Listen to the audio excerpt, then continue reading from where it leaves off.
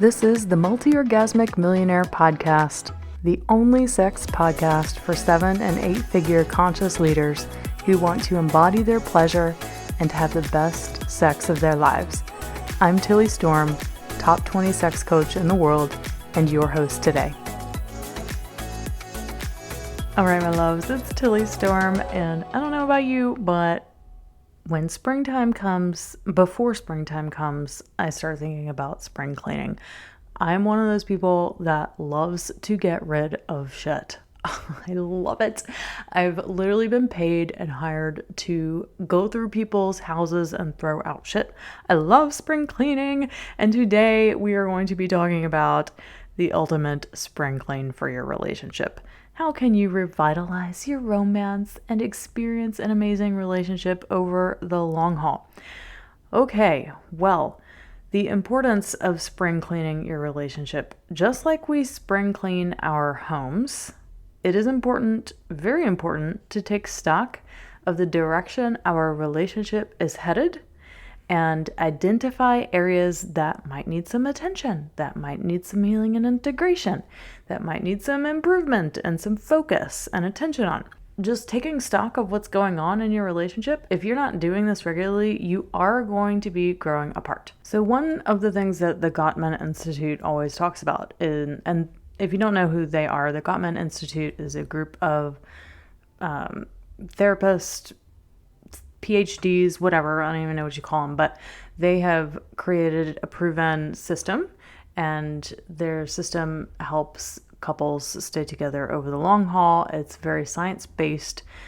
There's definitely no tantra, no Taoist practices. The spirituality isn't really there, but for people who really want this scientifically backed research on relationships, the Gottman Institute is where you go to find out, okay, what actually makes relationships work? Well, anyway, they say that time is not on your side in relationships. So what this means is that, the longer you go on in a relationship, the problems that you have, if they're not being addressed, they're only going to get worse. And that, my loves, is exactly why it is necessary for you to do a spring cleaning on your relationship every now and then. Okay, how do you do that? There are 5 steps I will give you today. The first is to reflect and evaluate on where your relationship is heading. What is your North Star? Why are you together? What is your purpose? Are you growing together? Are you growing apart? Are you afraid that you might be growing apart? Literally evaluate what is actually happening in my relationship right now. Are we becoming stronger as time goes on? Are we distancing ourselves as time goes on? Considering what is working well, what needs to be improved. Are you running into the same freaking argument every month over the same exact thing and there's no resolution? Guess what? It's not going to get better. Over time, the Gottman Institute has shown us that it will not get better the longer that you wait. It will only get worse every single time. So if you have an unresolved issue going on, a communication pattern, a conflict that's been going on for a long time, and you have not yet addressed it, then this is your opportunity, if you do a spring cleaning on your relationship once a year, to really dive in and say, okay, honey, there's still this argument we've been having that we have not been able to resolve. And the longer you go in a relationship and you don't address that thing, the worse it's going to be and the harder it is going to be to heal. So do not wait. Identify areas of conflict or frustration and consider, why are they still there? And how can we move forward to seek the help and the support we need to overcome this ongoing thing? Okay. Or maybe you don't have the frustration or conflict, but maybe you just don't feel like you're moving and heading in the same direction. Maybe one of you is growing, maybe the other of you is staying a bit stagnant, and you need to get on the same page and have the same North Star again. Okay, so reflecting and evaluating what's actually happening in your relationship is step 1. Step 2, setting and having clear communication. Oh my God, when I work with a couple, okay, in my Sex Goddess 5 Months to Total Freedom in the Bedroom program, it's a private program now.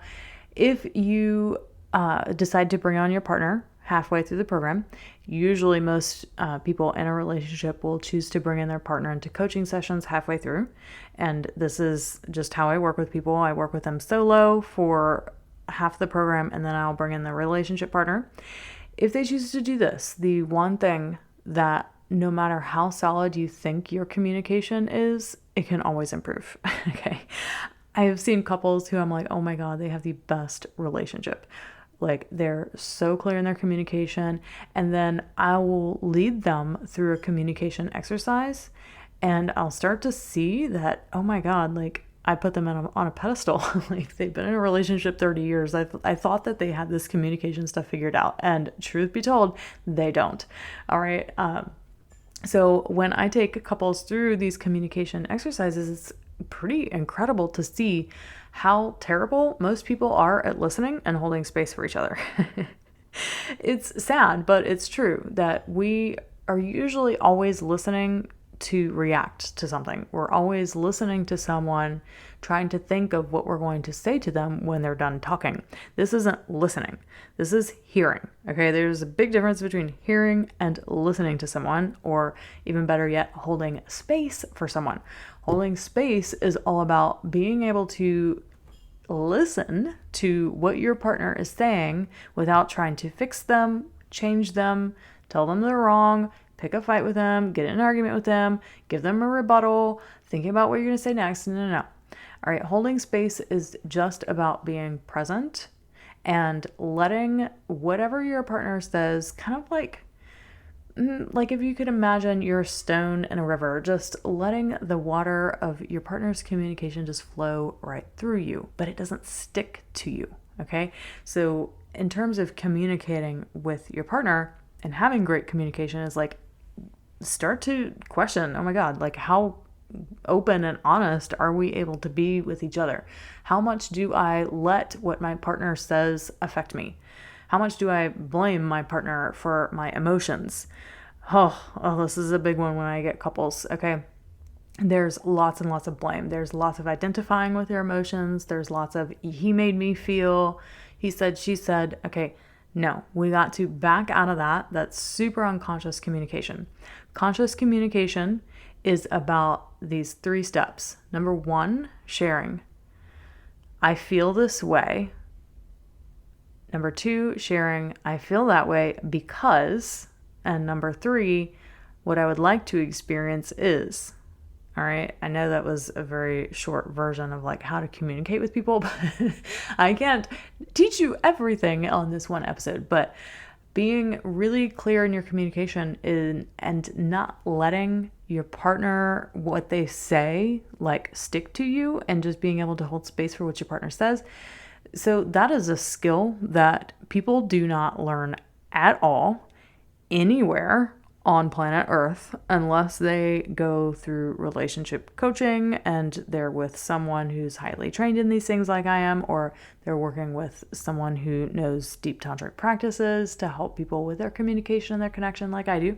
Okay, so there's a deep level of understanding how to communicate in a way that most of you aren't doing. So making sure that when you do speak to your partner, you're speaking about your experience, not what they made you feel or how they made you think, but you're taking conscious responsibility for your own emotions. You're saying, honey, when you said this thing, I felt, and I feel that way because of maybe something that happened in the past, or I feel this way because whatever it is for you. And then saying, instead of feeling that way, what I would love to experience is that you really support me in my endeavors or whatever it is. And can you help me is there something that we could do so that I could more often than not experience what I want to be experiencing instead of the opposite? Okay. So conscious languaging and having really great communication, talk about that. Like, are we having open and honest communication with each other? Are we checking in regularly and having open dialogue about our relationship?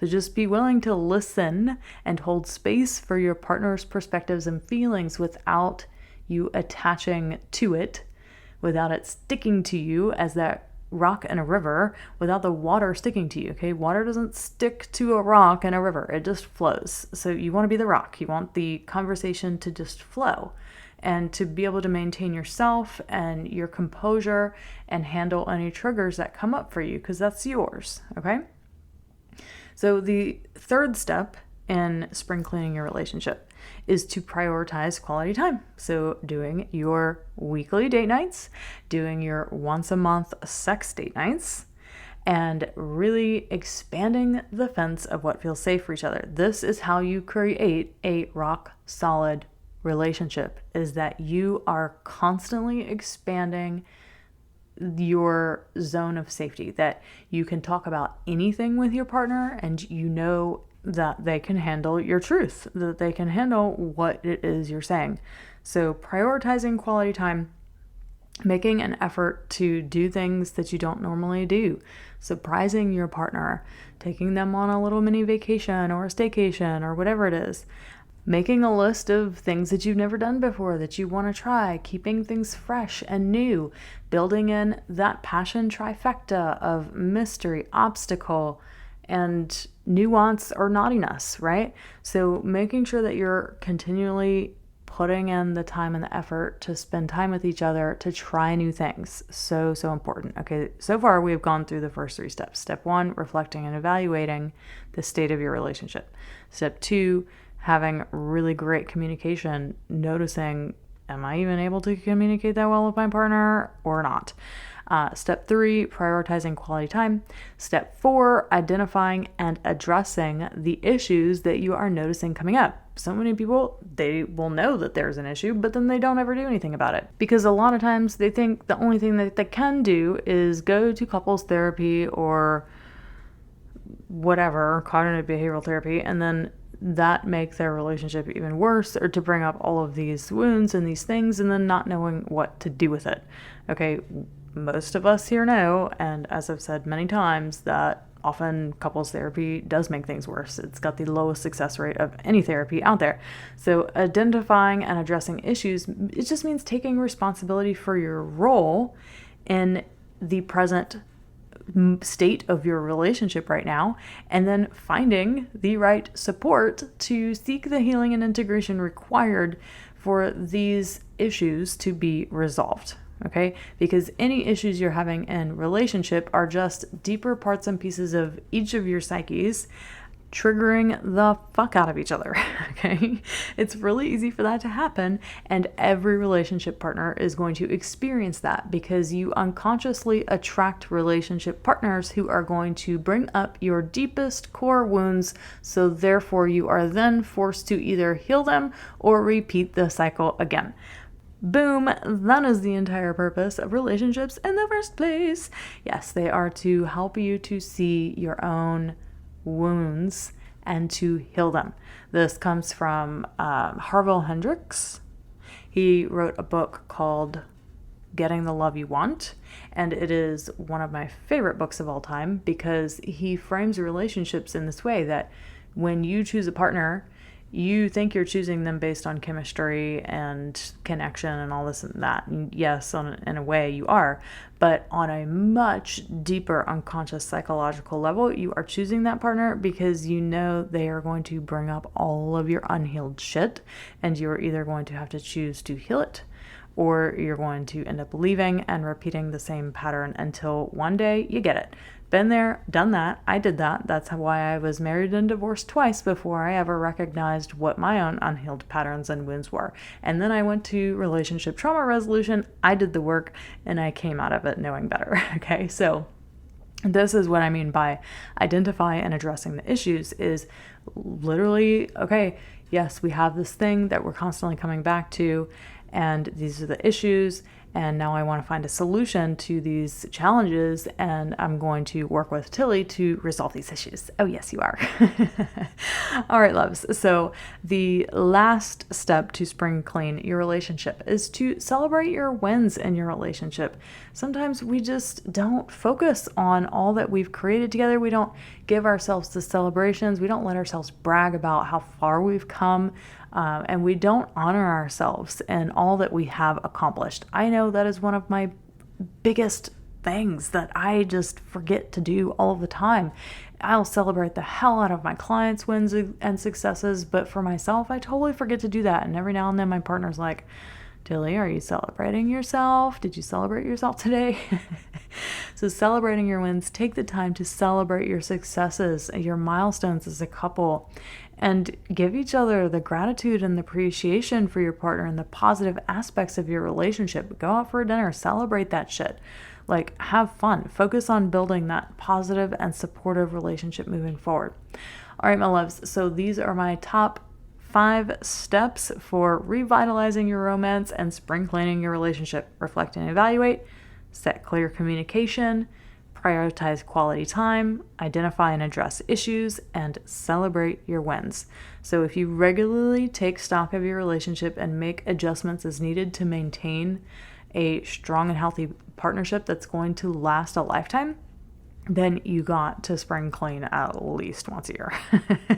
All right, loves. Thanks so much for joining me today, and we'll see you next week. Hey there, conscious leader. Are you serious about up-leveling your sex life and relationship right now? Then you are in luck, because if you have been on the personal growth and development path for some time now, maybe you've been to therapy, or maybe you're even a coach, a healer, an entrepreneur, or a therapist yourself, and you're wanting to embody your pleasure more deeply and become a multi-orgasmic millionaire yourself, then I'm going to invite you to a 1-hour complimentary pleasure assessment call with me that you can book at the link in the show notes or at bit.ly, that's bit.ly/pleasure assessment. In the pleasure assessment call, I'm going to take a full diagnosis of your present moment and past experiences with sexuality and relationships. And then we'll dive into your top goals and desires for these areas of your life.